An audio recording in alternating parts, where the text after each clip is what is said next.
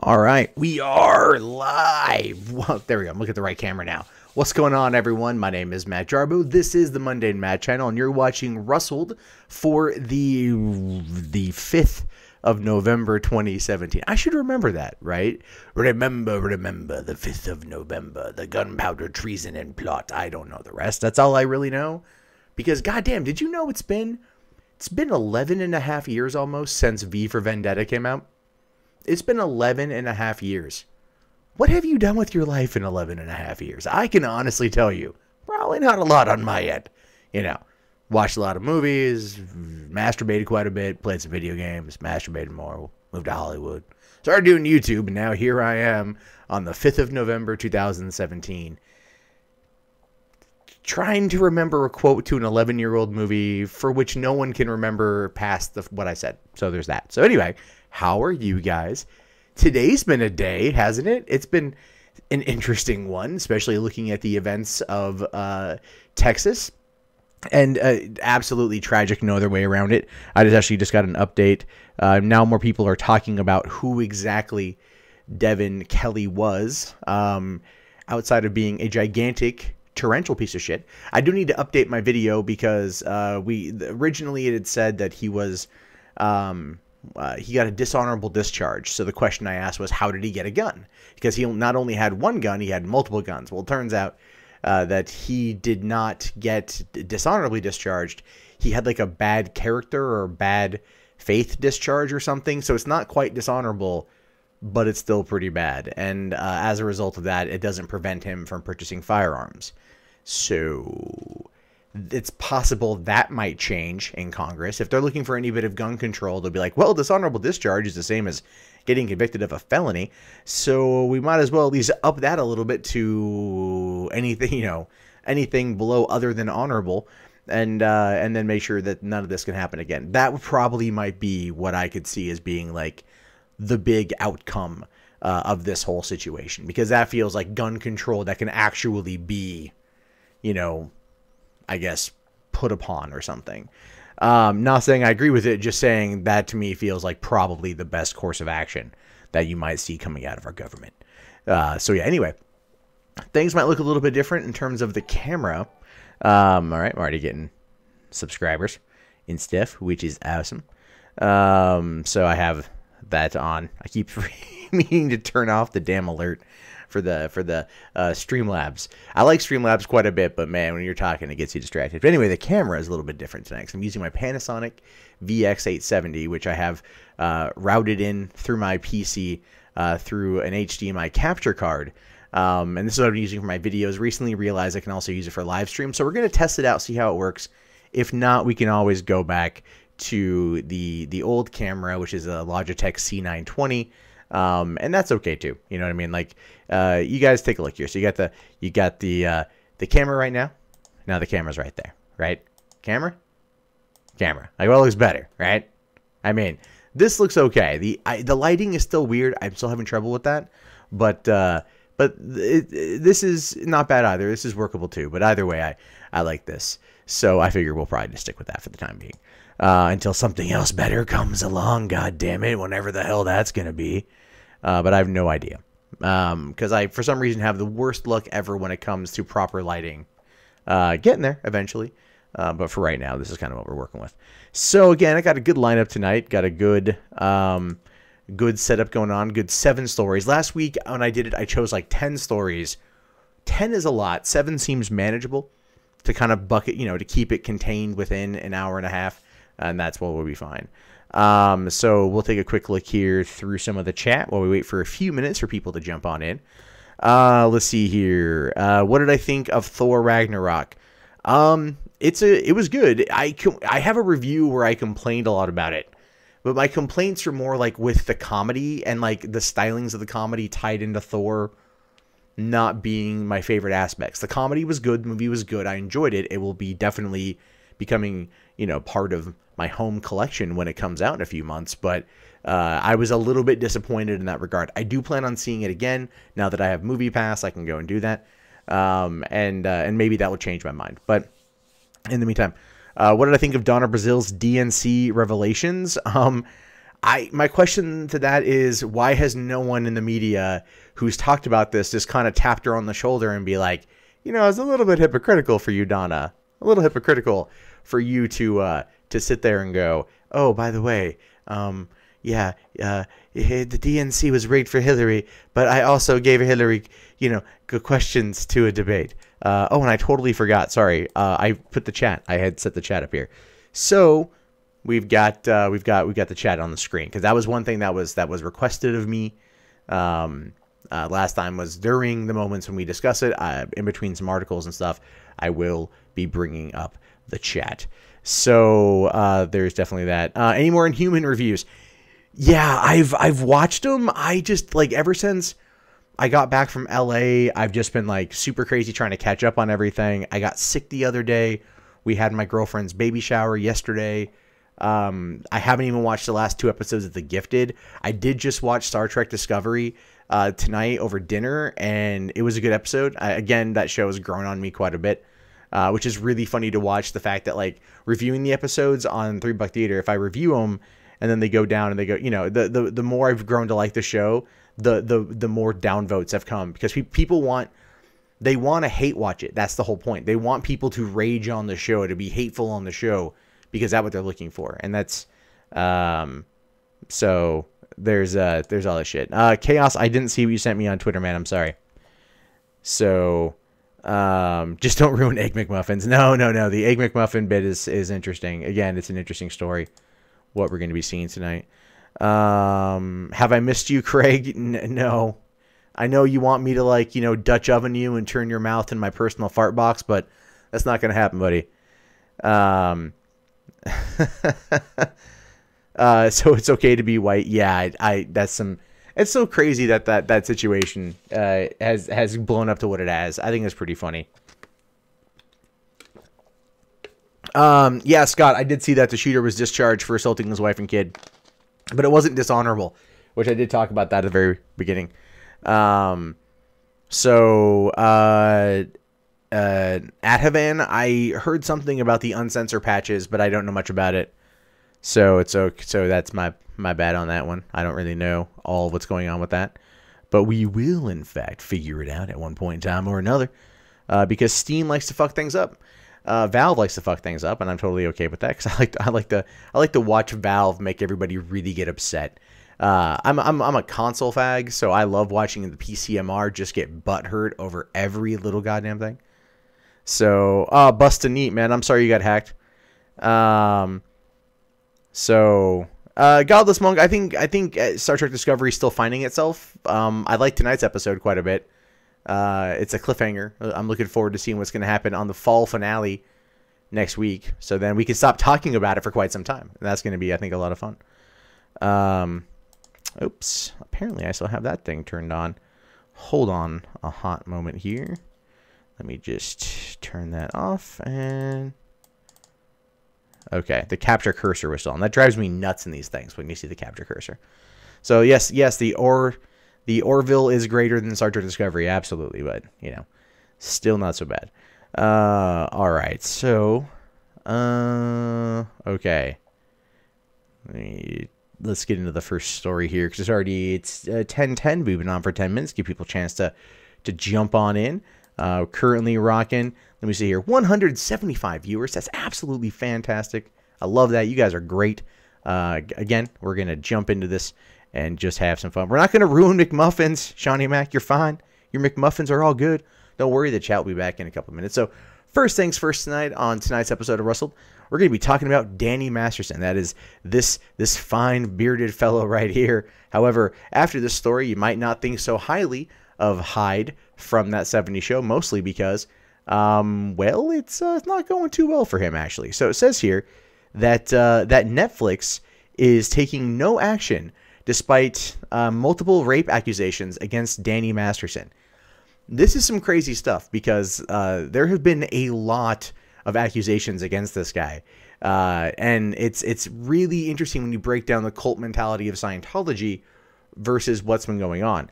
So it says here, one day after a HuffPost report revealed that actor Danny Masterson is the subject of a criminal investigation into allegations of rape by 4 women, Netflix, which produces and airs the program he co-stars on, The Ranch, has told HuffPo that they aren't taking any action against him, saying, "Here, we are aware of the allegations and subsequent investigation and will respond if developments occur," a Netflix spokesperson said to Huffington Post.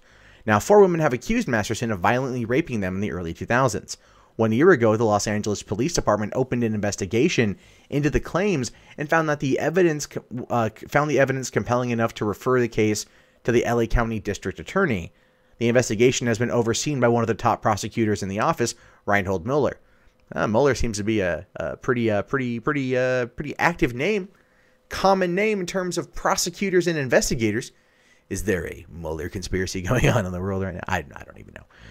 One of Masterson's accusers initially filed an LAPD report in 2004 saying that she was raped in 2003 while she was passed out, and that when she woke and realized that Masterson was raping her, struggled with him until he choked her, and she passed out again. The case was not referred to the district attorney at the time after more than 50 members of the Church of Scientology, both which Masterson and his accuser belonged to, submitted affidavits to the LAPD denying the woman's account. The tactic is a common one for the organization, which is known for using fear and intimidation in order to silence anyone perceived as attacking Scientology. Now, you get the idea here of what's going on. They're not the idea of the article here clearly is to, put pressure on Netflix, right? To put pressure on them to act, right? You figure Anthony Rapp came out and said that Kevin Spacey basically molested him or attempted to molest him at the age of 14 back in 1986. And that accusation was enough to get Netflix to immediately cancel the show, pending its sixth season. And then the next day, they postponed production indefinitely after more people came out and accused him of assault. And then now they're trying to figure the whole thing out, right? So you might be thinking to yourself, how is it with these reports of rape from Danny Masterson? Is Netflix still in fact working on the ranch and showing the ranch? Well, the answer to that is relatively simple. Danny Masterson denied it, denied all accusations, denied everything. And that pretty much means that there's been no admission of guilt. Kevin Spacey, while not necessarily 100% admitting guilt, did in fact say he might have done something wrong, which then opens the door for guilt. In this case, it's still a he said, she said moment. And the fact that you have the 50 affidavits coming in from the church claiming that nothing happened, it's one of those things where it's like, it might be suspicious, but you're not going to find any witnesses that are going to come forward to back the claim. In fact, 50 people are saying the exact opposite. And so unless you're able to prove collusion for all 50, they're stalled. There's nothing they can do. And so in a business sense, Netflix doesn't have to do anything because there's been no admission of guilt and there's been no admission of foul, of wrong play, or was it like foul play or wrongdoings or anything like that. It's crazy if you think about it. It's crazy that that one would kind of spur that much of a knee-jerk reaction, whereas the other one, nothing, crickets out of it, right? So I did find another article here talking about no criminal charges for him, despite overwhelming evidence from alleged rape. Fourth accuser comes forward. So this is where it's like the pressure is going to come on, because we're going to see, if we have the 4 people coming out right now and accusing him and Netflix doing nothing, pressure is going to be put on Netflix because they know that they can't actually touch Danny Masterson at this point. It's been a long time. The affidavits are going to basically stop it. And it's probably going to end up, trying to be a public pressure campaign against him. So it says here, 4 women have now come forward to accuse well-known Scientologist and the ranch star Danny Masterson of sexual assault, and the actor reportedly threatened one of the accusers in a handwritten letter that is in the possession of the Los Angeles law enforcement officials. Still, despite what one law enforcement source told the Huffington Post was overwhelming evidence against Masterson, no criminal charges have been filed, and it's unclear if they ever will be. Scientology is a pretty powerful beast inside of Hollywood. Everyone knows who they are. No one likes them, to be fair. Not one person who isn't a Scientologist likes Scientologists inside LA. They simply tolerate them. They tolerate them because a lot of people who are very rich and very powerful work inside of the church, and they have, it's the same situation where people didn't sit there and turn in Harvey Weinstein for years. It's the power. The power can compel people to not act, and that's a sad truth about life. Now, it says here, the LAPD was investigating allegations of rape from 3 women as this past March. All 3 accusers who have not been identified were current or former Scientologists. One of the women said she was in a relationship with Masterson at the time. According to the Huffington Post report, a 4th accuser since claimed Masterson raped her in the early 2000s, which is the same time period the 3 others said they were assaulted. The 4th accuser has not been identified and is not known if she was even a member of the Church of Scientology. Now, that's interesting. A 4th one comes ahead and hasn't identified herself. So again, you get into these he said, she said situations. Now, and then it goes on to talk about the police report where he allegedly drugged her. She passed out, woke up, he choked her back out, and everything else. I don't quite know what to make of this story, because it's hard to ask for evidence and then necessarily judge without having it. Now, 4 women is definitely a lot more than one anonymous, unnamed source. And there probably, if there is smoke, there is probably fire.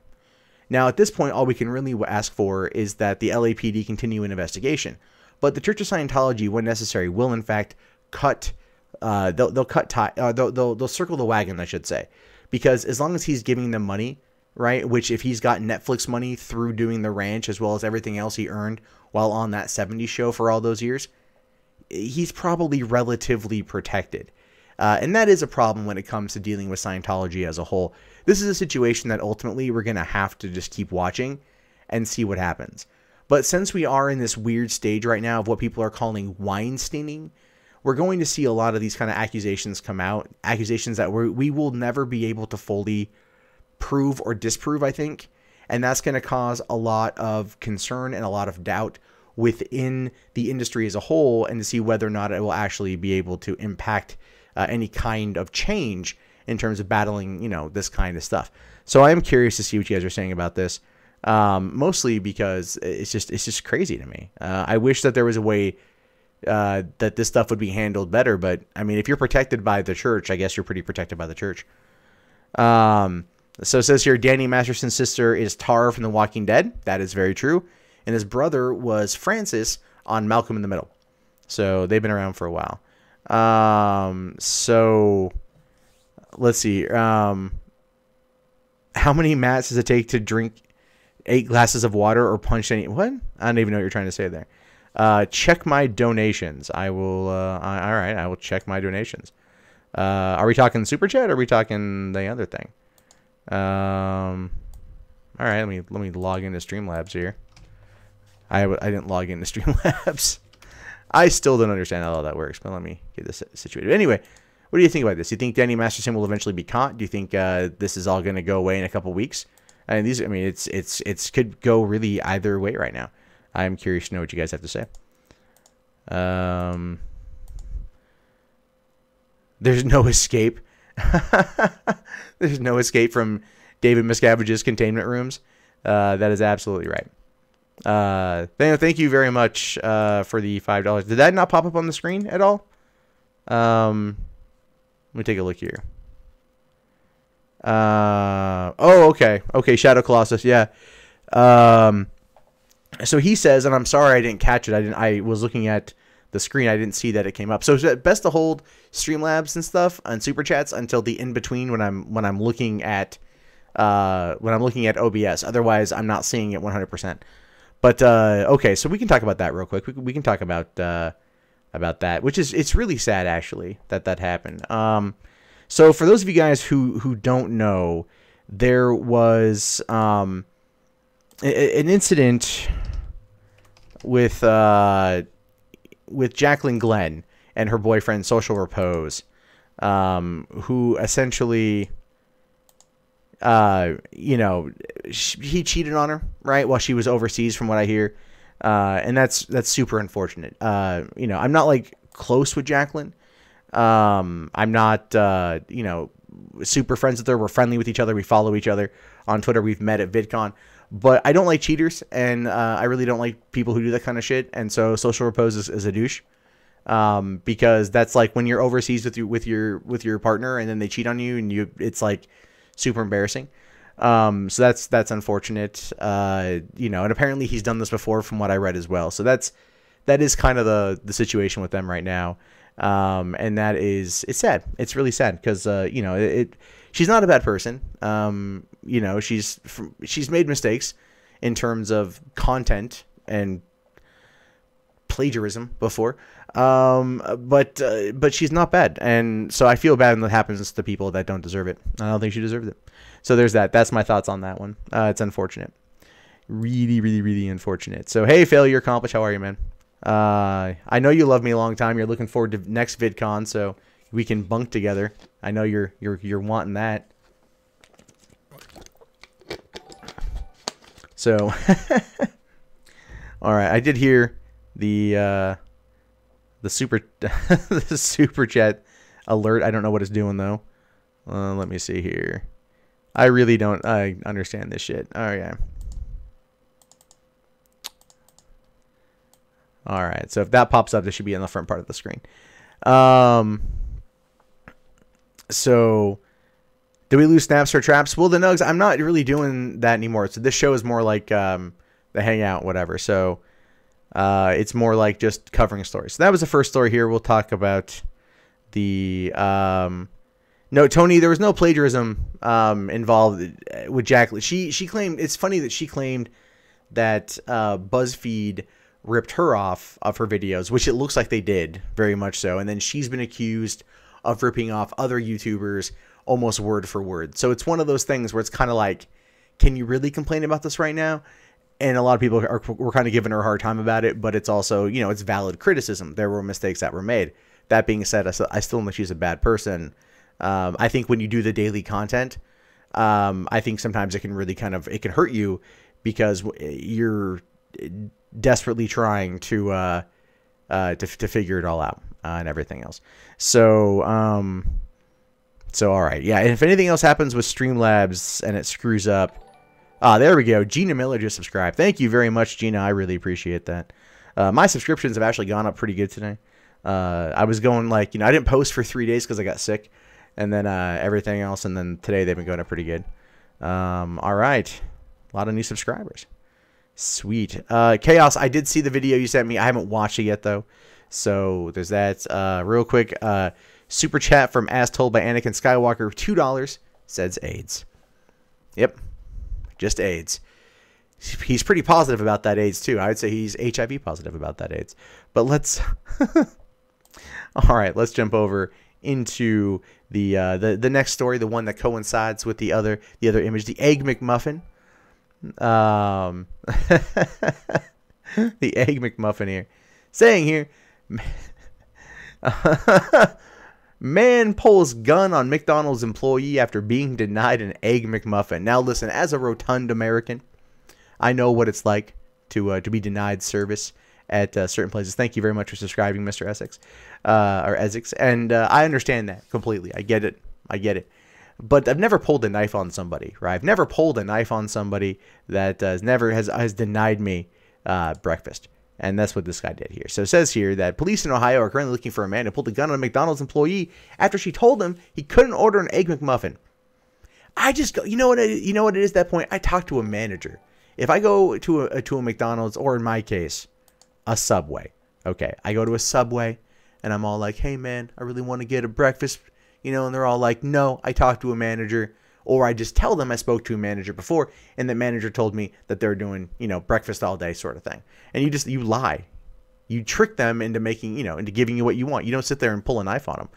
Anyway, according to the police, the man pulled up to the drive-thru of the McDonald's location at approximately 3:40 in the morning, and he was driving a black Ford Taurus, and a friend of his was seated in the passenger seat. Well, okay. The worker told police that the driver brandished his gun and called her a vulgar name after she told him that the restaurant wasn't serving Egg McMuffins at the time. He then cursed at her again before speeding away. The suspect and his friend appear to be about 20 years old. Police and McDonald's management are currently reviewing surveillance footage from the restaurant in hopes of identifying the suspect. Yeah, pulling a gun on someone for not giving you your food. Where it's in Ohio, okay, so you know it seems like kind of a really dumb thing, right? But I mean, but at the same time, I can understand the urge to want to pull a gun on somebody for not giving you your food, for not serving you the kind of food you want. You know, I think we've all been there before, right? You know, it's like, oh, we only serve breakfast from 6 a.m. until 10. You roll in like at 10:05 and you're like, man, I just want a sausage breakfast burrito. And they're like, no, I'm sorry, we don't do that. Right? Yeah. At that point, you're tired, you're hungry, you want a burrito, you're not getting a goddamn burrito. And as a result, you just want to yell at them. But that's so stupid. That is just, that is like, in my opinion, the epitome of narcissism in our day and age. Now, they say that the people there were like in their early 20s, right? Around 20 years old or whatever. So you figure late teens, early 20s, somewhere in that area. And that is generally the demographic that is the most narcissistic right now. Millennials are the most narcissistic generation. And so that right there is just like, I'm not getting what I want. I want Egg McMuffins. So I'll pull a gun on you unless I get them. Dude, here's what you do. You find the nearest 24-hour Walmart. I guarantee there's one in your area. You roll on in. You drop $4 on some Jimmy Dean's. Okay? You get their sausage breakfast sandwiches, right? You go home. You microwave them. That's it. You're good. And trust me when I say this, they taste better than McDonald's. Even microwaved for 3 minutes on high. I know this because I buy them occasionally. So that's my advice. You don't gotta pull a gun. You just gotta go to a different store. But in our world, that sometimes never fucking happens. So, man, it's just like, you know, it's just stupid. What are you guys saying about this? No, the thing is, McDonald's now is serving, at least where I live, they're serving breakfast 24/7. You know, and they sent out coupons too. It was a buy one get one on breakfast sandwiches, which is what got me on my drive down to Portland last week or like yesterday. So, you know, there's some crazy stuff. Hey, what's going on? Shark that makes videos. Jimmy Dean sandwiches only taste good. You put jelly on. Well, then you put jelly on that damn shit, man. That's what you do. That's what you do. Yeah, if it would have been like, give me my fucking Szechuan sauce, that would have been a different scenario entirely. And I would have laughed my ass off at that shit. Because it would have been like, oh, typical Rick and Morty fans. You know, that sort of thing. But no, seriously, how the fuck can you sit there and pull a gun on some random chick, you know? Or, well, she didn't really pull a gun, but brandish a firearm like, yo, bitch, you gonna give me my Egg McMuffins. And then they yelled at her and they drove off. It's like, that's the weakest form of intimidation.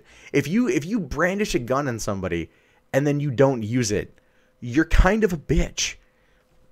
You know, I'm not advocating to shoot somebody. I'm saying it's like, if you're going to make the threat and then you don't do anything with it, your boys are gonna be like, nah, man, you kind of punk bitch, man. You bitched out back there. You had the opportunity to make her do what you wanted, but no, you bitched out. That's what's gonna happen. That's what's gonna happen there. Oh my god, what's my personal favorite breakfast food? Fucking bacon, egg, and cheese biscuits from McDonald's, man. I love those goddamn things. I gotta give up any kind of fast food here pretty soon too. My goal is to start, you know, hitting the gym more now that I'm finally feeling better. We're coming in to a month until my daughter will be born, so there's that. As told by Anakin Skywalker, $2 super chat here saying, are you wearing mascara? No, I'm not wearing mascara. I just naturally have long eyelashes. Yes, it's one of my natural beauty features. That and apparently in shiny skin. So I might have to start getting some kind of foundation on here to keep the powder, just to keep it down a little bit. So I'm not waiting for the McRib because I don't care about the goddamn McRib. There are a couple things in this world I won't eat, and that is definitely one of them. Chick-fil-A I've only had one time. So it was good, but I just don't really feel the need to go back. Service was fantastic, though. I think that's probably more because of color of my skin. Or my sexual orientation. Had I been homosexual, Chick-fil-A might have been an entirely different experience. Keep in mind, this was in Los Angeles right around the same time as that big hoopla 5 years ago. So there's that. Yes, idiot, my daughter will be born next month. Yes, Chaos, you've already mentioned that 1,800 times.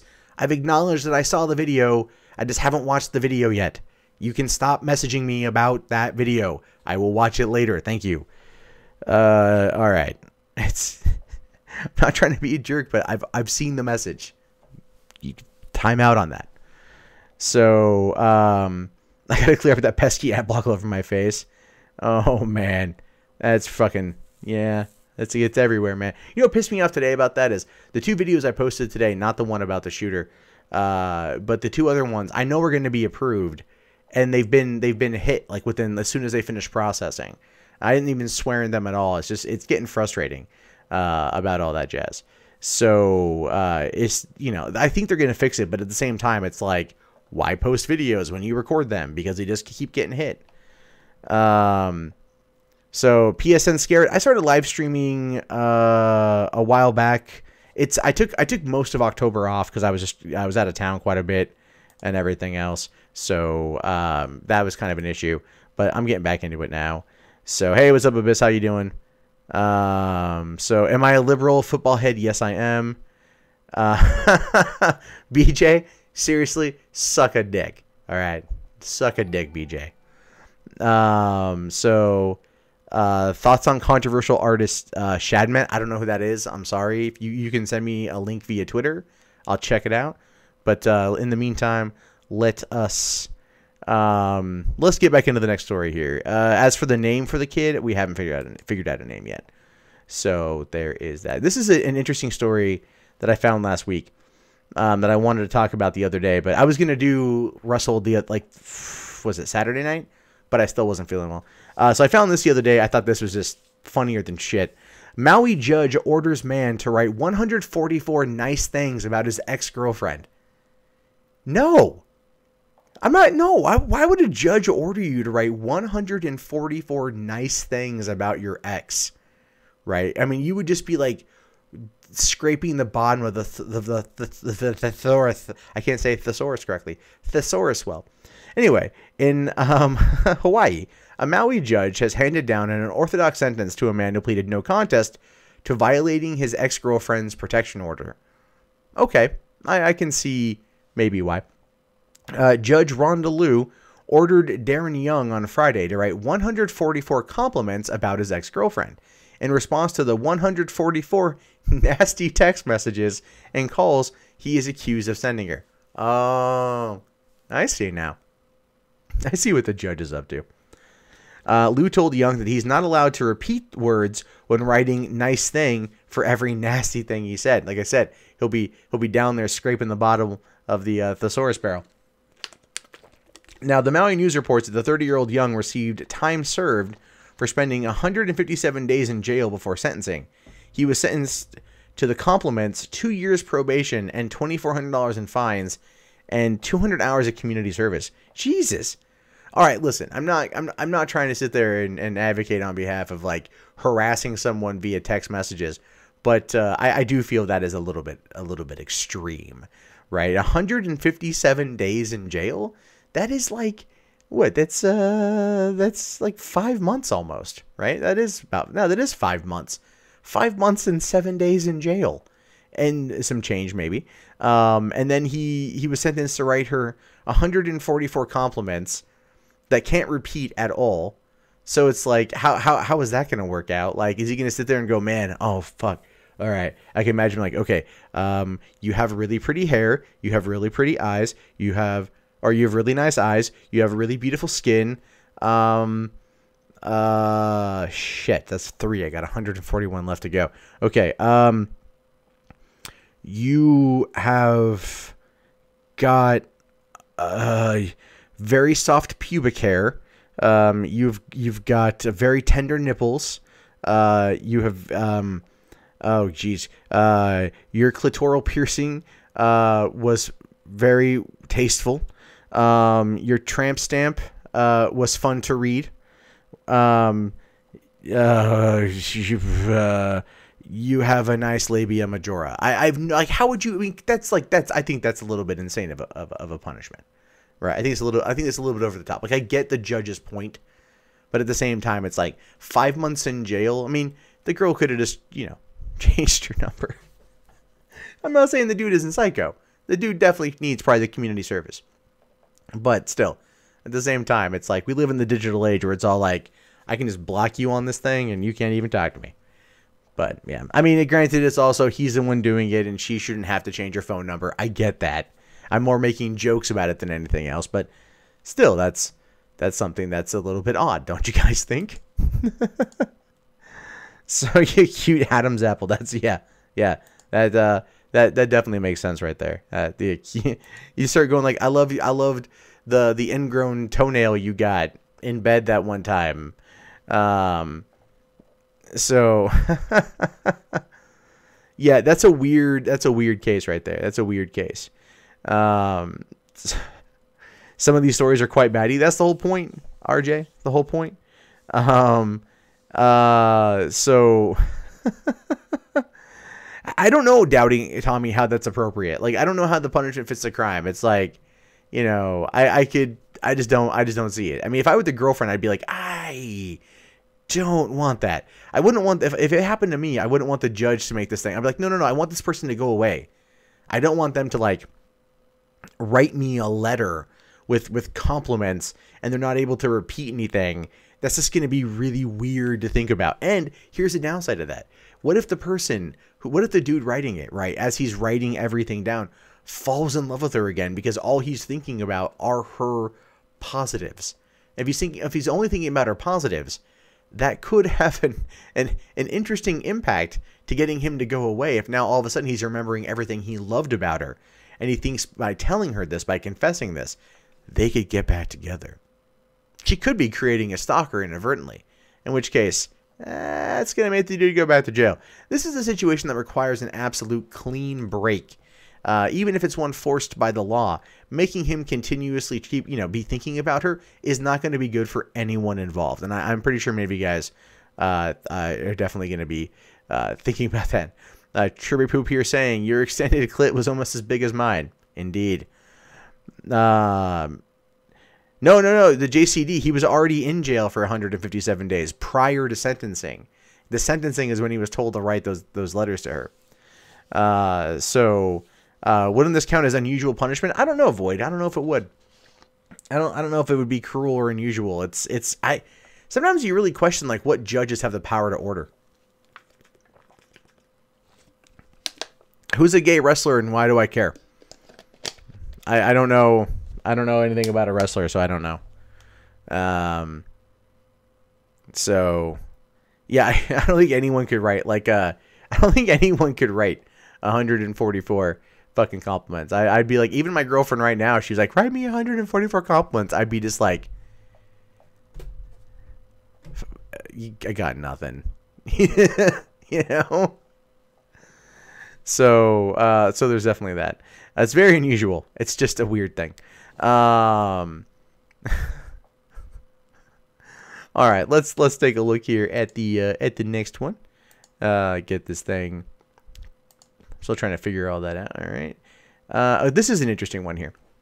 So, Tampa pizza restaurant Hampton Station bans kids, and some parents aren't happy. As a person who's about ready to have a kid, and I don't have one right now. No. I'm all for this sort of thing. Parents need fun places away from children. Absolutely. And we're not just talking about like a porn shop or a strip club. All right. This is the no children. I love that. I do. I absolutely do. It says here, last week a sign went up and it caused a lot of other stuff to go down. Hampton Station, a neighborhood craft beer and pizza spot in Seminole Heights, put up notice on October 24th on the front door in all caps, no children. It's a local piece of national conversation as American breweries and bars become increasingly welcome to families. With laid-back atmospheres, food, games, and grassy knolls, should business owners be able to draw the line. I mean, well, here's the thing with that is my aunt and uncle own a brewery or a brew, whatever you want to call it, a little brewery restaurant thing down in Portland. And they've been able to actually sit there and, they turned it into a family-friendly environment. They were actually the first brewery in Oregon to include video games. They had a Wii, an Xbox 360, and a PlayStation 3. I'm sure by now they've upgraded to the PS4 and the Xbox One and the whatever. But they were the first ones in the state to do that. And that actually really benefited them for bringing in businesses. They rely on families to come in to not only order pizza, but to order beer and to order, whatever, and then to hold pizza parties there and everything else. I mean, shit, back in 2012, we had my sister's 21st birthday at there in their back party room and everything else. And it was just, like that's the whole thing. So I get that. I do understand that. But it says here that in Tampa Bay, it didn't take long for diners to take sides. This is an outrage side, and it's their prerogative, and I'm happy there's a place I can eat kid-free side. The Tampa Bay Moms Group Facebook page quickly had more than 150 comments, discourse becoming more acrimonious as the number grew. Of course. All you got to do to get moms pissed off is just be all like, you can't take your kids here. Neener. Right? Because then they're going to be like, that's discrimination against mothers who love pizza. Oh, whatever. Troy Taylor opened Hampton Station in 2015, one of a number of casual newcomers that contributed to making Seminole Heights a dining destination for craft brew hipsters and families alike. It had a family-friendly atmosphere with a patio courtyard and action figures holding order numbers on table, and also situated on busy Nebraska Avenue. The no kids decision, he said, was the end result of a lot of people who couldn't keep their kids under control. Yes. Anyone who's ever worked retail, customer service, food handling, anything involving children being around at any point in time or another knows goddamn well that kids who can't be kept under control make the whole night worse. Fuck those little bastards. Seriously, like the best part about going to Disneyland is when you watch unruly children and their parents try to react. That's the only time this shit's acceptable. But when you're out in public, you keep your kid on a leash or in a muzzle or something. I don't like it when unruly kids and parents is like, you just have to let them just tire themselves out. Okay. If you let them tire themselves out, then it's going to be fine. Now come here, little Aiden, because they're all named Aiden these days anyway, right? It's like whatever. Or come here, little Kalithi. Come here, little mother of dragons. Come here, my Cole. Whatever. Here's your quinoa and sugar. Have fun. Now fuck that shit, okay? Like there needs to be places parents can go without their kids. And this I kind of get this one here. This is a hipster area, all right? Children and hipsters don't mix. Mostly because hipsters try to do everything that kids do, but still try to make it cool. It never really works. So it just never really works out well between them. And I'm getting a lot of subscribers tonight. Holy shit. Anyway, sorry. That's one of my triggers, man. I hate unruly kids. He wouldn't share specifics, but pointed to a recent incident as a catalyst. He's sure he would have been sued had the worst happened. And that, again, that's a big thing for small business owners. When I worked at the drive-in in San Diego, we used to have a play set there, right in the front of the big theater. We had a whole swing set playground. Kids loved it, man. I hear about that shit all the time. Like, oh, I remember coming here a long time ago and there was the play set. Yeah, there was a play set until it became possible, and especially in California when it became so damn sue happy that anyone got hurt, they would threaten to sue. And the owner, who is extremely averse to wanting to be sued, pulled it all out after fear of what could possibly happen. So yes, children oftentimes are not paying attention, can hurt themselves, and when it comes to small businesses, can quite frankly be very, possible litigious threat. So I understand wanting to keep them far away. Like, oh, you want pizza? Take your kid to fucking Chuck E. Cheese, man. Anyway. I have my own thoughts on this one. A kid was in danger and he could have been seriously hurt. It's a liability and a safety issue. After the incident, I thought this can't happen again, which means it must have been really bad. Meaning the kid might have gone towards like maybe the oven for the pizza. The kid might have done something with the craft brew side of things. Usually to force that particular response, something very bad would have happened. He says he cited restaurant patios, unfettered access to traffic on near. Oh, okay, there we go. All right, so I was wrong. It says here that he cited the unfettered access to the traffic on nearby Nebraska with unsavory elements lurking in adjacent hotels. When you mix alcohol, drugs, and kids, it's not always going to end well. What the fuck was happening? And the unsavory elements lurking in adjacent hotels. What the hell? Was a kid kidnapped by a pedophile? Was Kevin Spacey hanging around? I mean, like, like, what the fuck is going on? He says, it's one of the toughest decisions I've ever done. It's been gut-wrenching. I'm not big a social media person, but I've stayed away from Facebook. And yeah, I get it, man. I get it. It goes on to talk about, though, all this other crap. I'm not going to go into that because I really don't feel like I need to. It's at that point, you can tell the argument's going to boil down to, like, is this even legal? Well, it depends. If there's alcohol on board, I would argue that the possibility of it being legal would maybe make more sense, simply because that would be something that, there's alcohol on board, it sells, everything else like that. So you probably could, find a way to make it be a no minors situation there. But I do feel bad. Let me turn the chat back on. I get why, though, man. Like, I get why. But at the same time, a public accommodation is a hard one, hard one to do. Now, what the guy could just say is he could say that he's a recovering pedophile or something. He could say that, and he can't have children around because it's a court order. That wouldn't go over well for business. Let's just be fair. That wouldn't go over well for business. But at the same time, it would be an easy out, and it would probably allow him to get around it from a legal standpoint.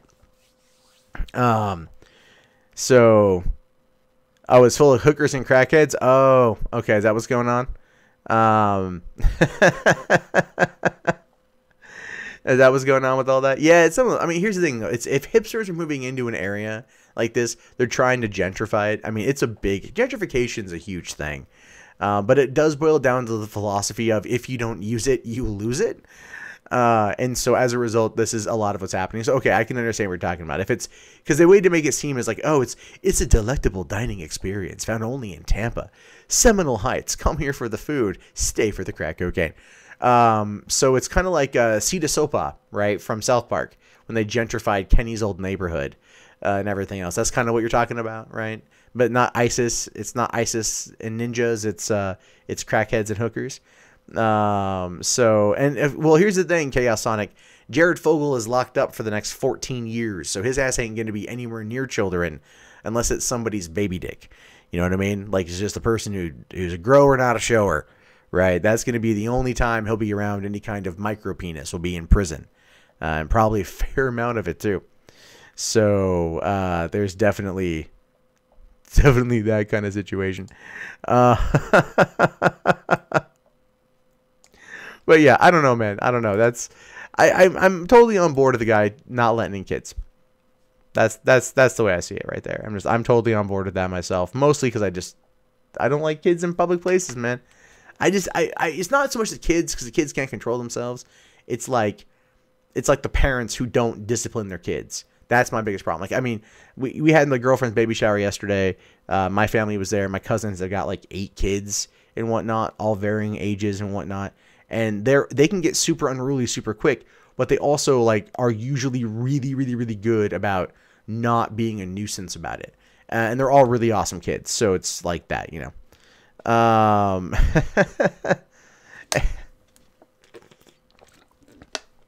hipsters still a thing? Yes. Yes, hipsters are very much still a thing. They're never not going to be a thing. That's the problem with hipsters, man. They never go away.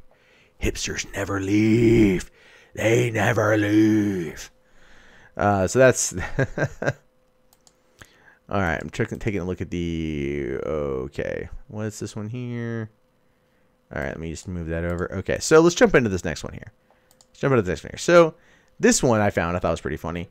Sick of Weinstein's ex-porn star puts death penalty for sexual harassment in Russia presidency bid. Now, this woman right here... Oh, wait. Damn it. I muted that tab. Sorry. This woman here, she is Alexei Trishin. And she is an ex-porn star in Russia. And she's trying to dethrone Vladimir Putin.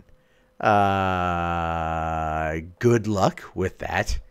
I have a feeling we're going to probably end up seeing this woman's obituary here pretty soon. Because that's what happens when you go up against Putin in Russia. But anyway...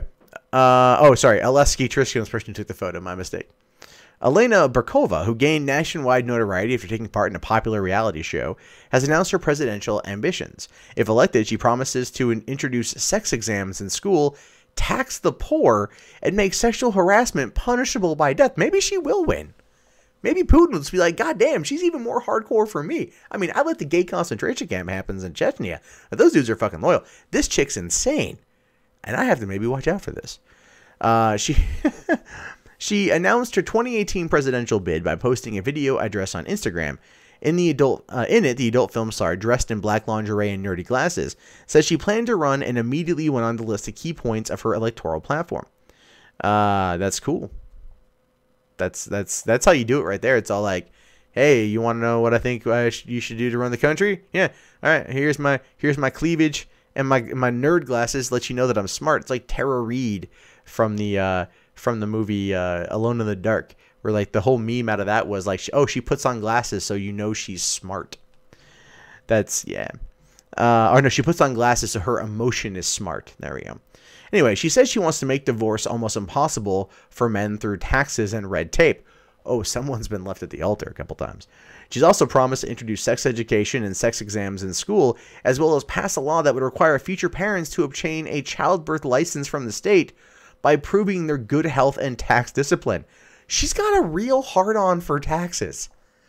Are we sure they don't want to just find a way to bring her over here? Because the Republicans would just be like, wait a minute.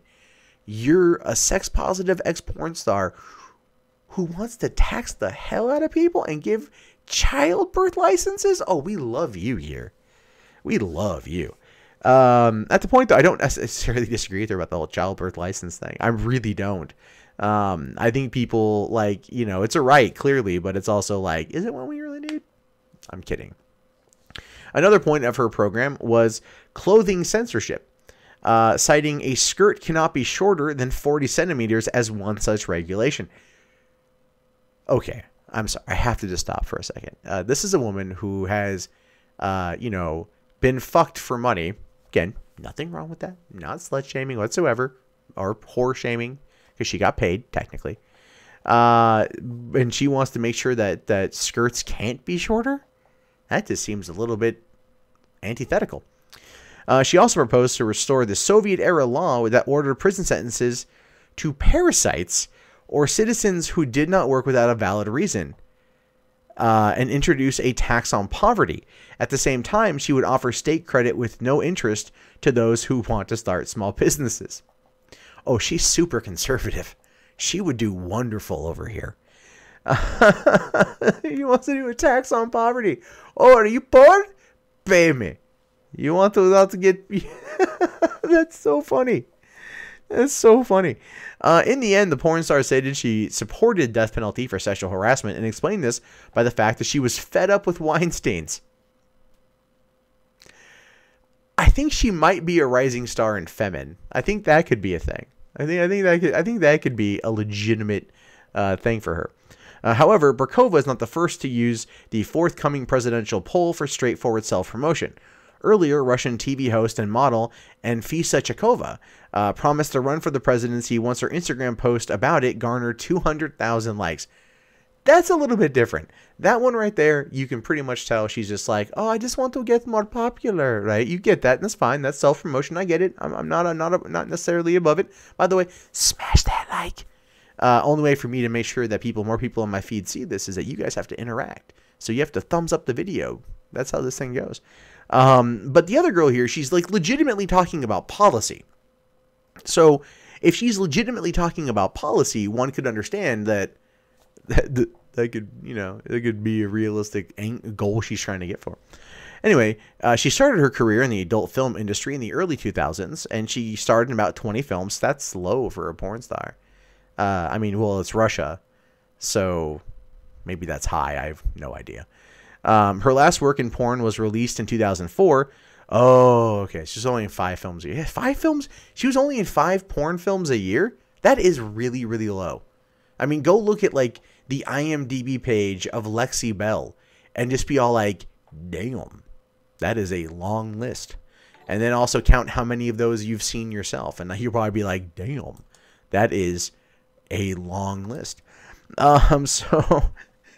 And in the same year, she gained nationwide notoriety for participating in a popular reality show, Dom 2. In 2009, She was going to run for mayor in the southern Russian resort city of Sochi. She even released a campaign reel, but did not actually register as a candidate. In 2011, she was given a 3-year suspended prison sentence for possession of illegal drugs. Now, let's just, look at this situation here and go, okay, if she's being legit, which I don't believe she's being legit. I don't think that at all. But if she was for a second, we could sit there and basically say that she would, if she was gonna, become the people's candidate, if you will, they would use the, because look at the moral, what is it, like they try to run the moral purity tests a little bit in Russia. So they'd say, oh, she's a porn star. Clearly she's improper. Clearly she's unclean. She's a dirty, filthy fucking animal. Literally.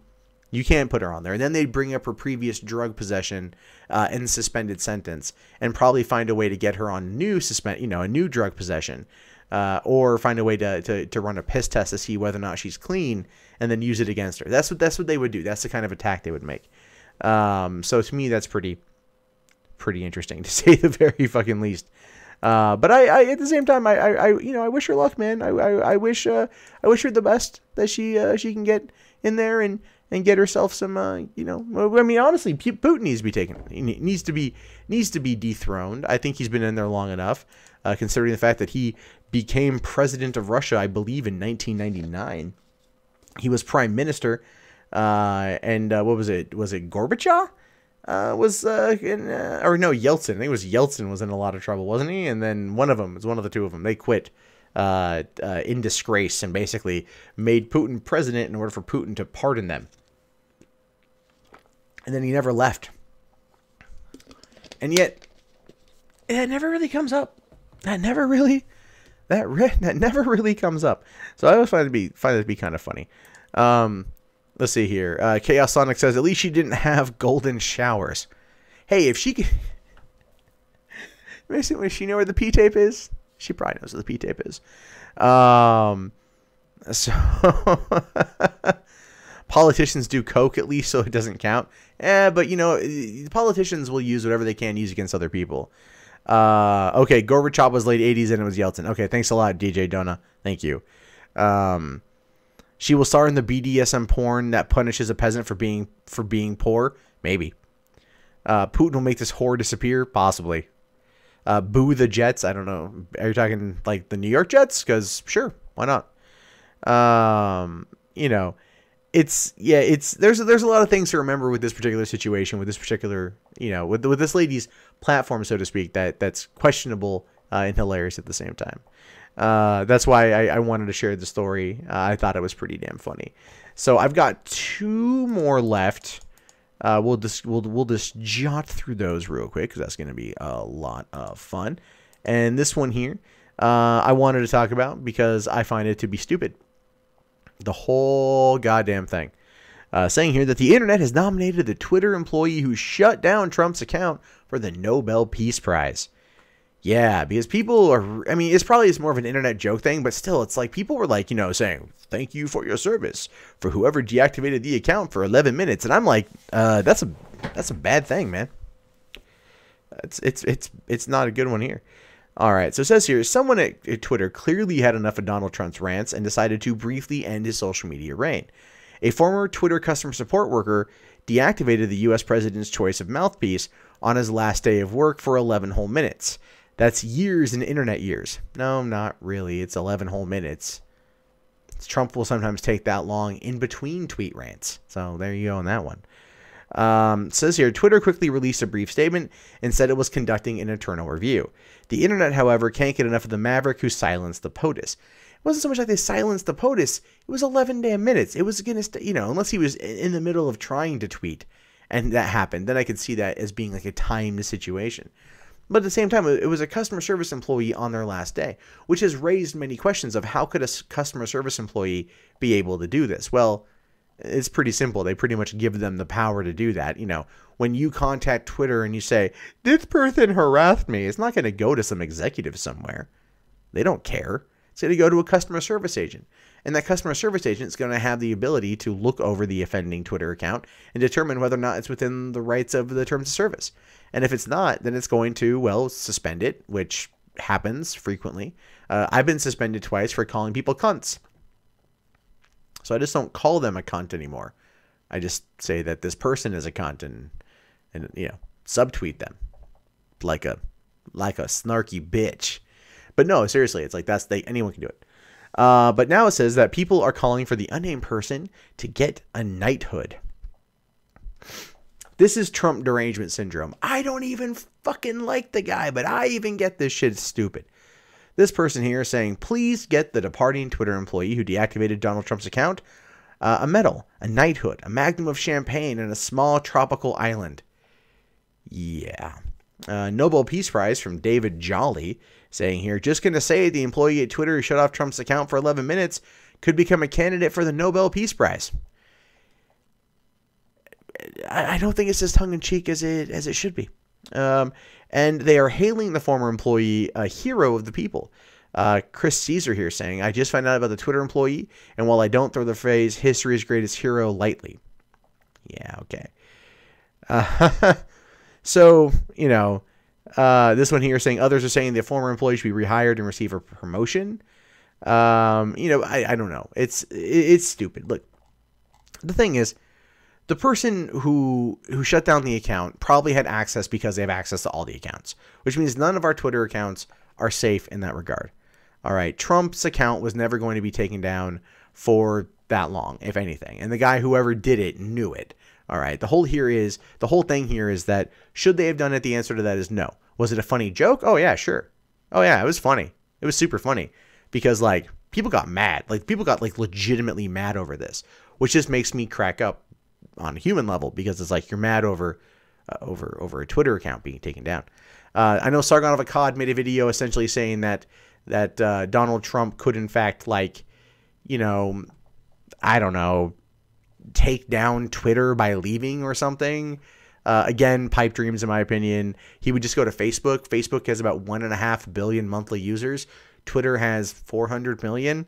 So it's almost 4 times the amount on Facebook. He'd reach roughly 4 times the amount of people on Facebook.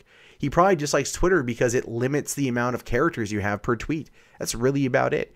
If Trump were to leave Twitter and go to let's say Facebook, it wouldn't change anything. And all things considered, his base is on Facebook. His base is, there's an element on Twitter, absolutely. But for the most part, it's it's a pointless battleground. Whereas Facebook is where the problems with the election actually were. So I just find that to be kind of an interesting scenario when you think about it, mostly because it's just so stupid. No one ever thinks what if he went to another platform, what it would mean for Twitter. And the answer to that is, well, quite literally nothing. It wouldn't mean anything for Twitter.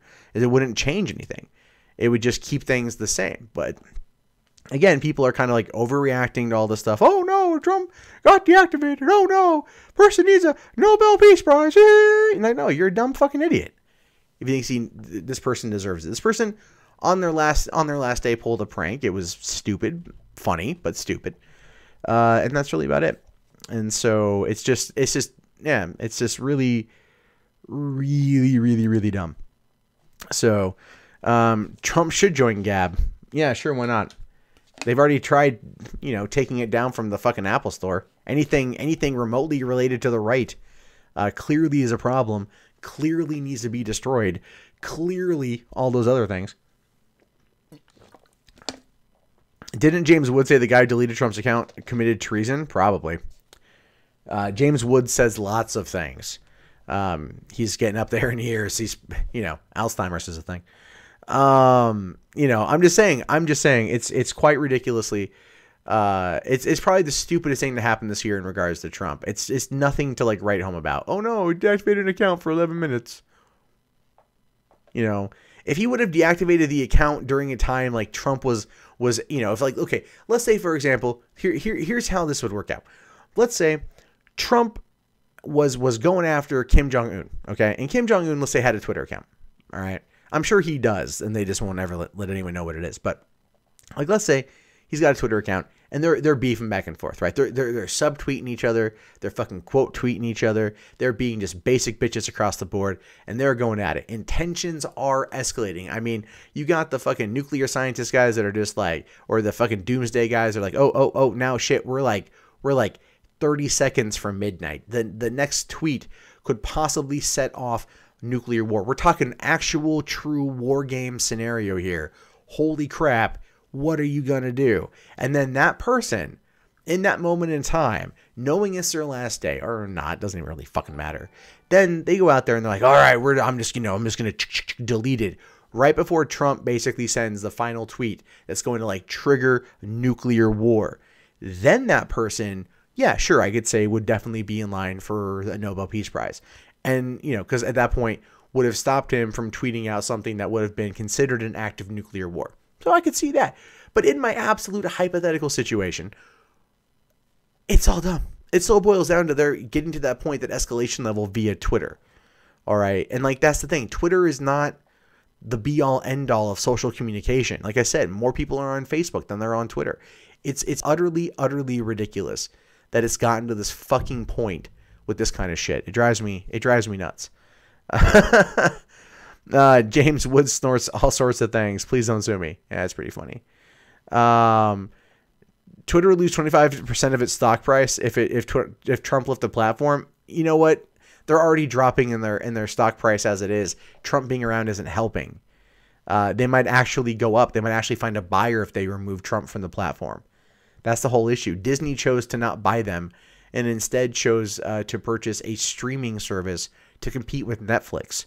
So, you know, there's that. That's essentially what it boils down to. It's really dumb. The whole thing is just stupid and ridiculous and annoying as shit. All right, let's look at the last one here. I got this last one. This last one is stupid. This last one's funny as shit. Came across it today. This is real. You can legitimately purchase this if you want to purchase this. But here we go. This is Bad Dragon Demigorgon Dildo. If you love Stranger Things, and I mean you love Stranger Things, and your goal in life is to get fucked by a Demigorgon, a creature created for Dungeons and Dragons, materialized and realized in Stranger Things Season 1, or the Demidog in Stranger Things Season 2, you can get this and straight up get fucked. You can get that, what appears to be a slightly modified dragon penis from baddragon.com. You can buy it $55. And there is a whole bunch of different designs here. You can get this one here, an onyx with gold dazzle, an onyx with silver dazzle that looks a little bit kind of like whatever the upside down looks like in terms of flakes. If you want to just go get metallic silver, because nothing says pound my anus with a Demigorgon cock that looks like a bumper than steel. Or you can just get this random one here. Oh my god. You can get the Mario box. That's delightfully 80s. That's the thing. Or this one here, signature. It's veiny. Looks like it glows in the dark. We're gonna zoom in on this to give you an upfront view of a Demigorgon penis, and everything else. I don't quite know what else to do with this one. I came across this today. They actually have short films they produced to market this, and they actually look relatively well made. So that is something to consider. Thank you very much, Color Me Triggered, for the $5. I appreciate that. So yeah, so this is a real thing. We have a Demigorgon penis that is purchasable on there, and comes in a wide variety of colors. Yeah, I just wanted to save that for the last one today. Trying not to have it too much on the screen. Want to make sure that my thing doesn't get shut down. But that's what we got. That's what we got. Yeah, you wonder why I'm getting demonetized. That's pretty much it. Yeah, that's pretty much about it. I'm getting demonetized because I'm showing bad dragon penis. Truth of the matter is, it's hitting everybody. It's not just that. What I love about this whole situation though is that this video is already going to be demonetized. So we'll see what happens. Is there a Demigorgon vagina? I don't know. Look to see whether they got a Sarlacc pit. If they have a Sarlacc pit, fleshlight, then I could see that being like roughly the same thing. This is Lean Carl wants a Demogorgon cock. Yeah, maybe he does, man. Maybe he does. So so there's definitely that. Did the new Punisher start yet? No, not until the 17th, man. The day Justice League comes out. Oh, so that's what happened to Barb. Ooh. That's hardcore, man. That's you got to be careful about that one. That's pretty funny. So, oh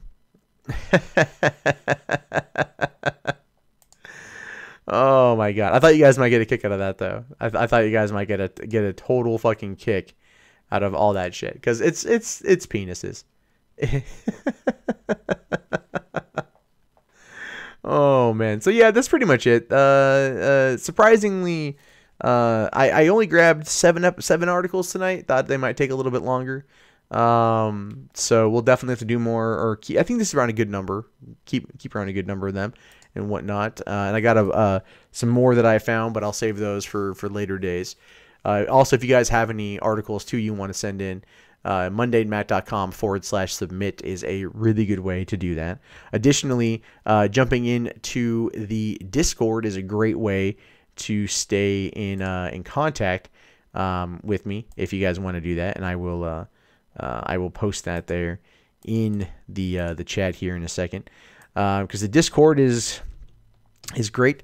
Also, the twitter.com and the Rustl'd Facebook group is my new group on there, and that's growing. We're about ready to hit 100. Well, we're close to hitting 100 people on there, which is awesome, and I like it actually a lot more than the Facebook fan page. So if you guys want to jump in, if you guys want to jump into the Discord, let me just post that in here. So that's a good one there for the Discord if you guys want to jump in for that. But I think with that, I'm gonna call it for right now. My throat is scratchy as hell. I'm drinking so much water, trying not to cough. I really want to cough, but I will definitely talk to you guys later on. We'll be doing this again. I don't know if I'll do it tomorrow night or if I'll do it every other night, sort of thing, just so I don't like run out of stories. But we'll definitely figure out some time pretty soon. Again, leading into my child's birth, it's going to be up in the air, and everything else. But in the meantime, thank you guys very much for hanging out with me. I do greatly appreciate it, and I will talk to you guys later. Have yourself a good day, and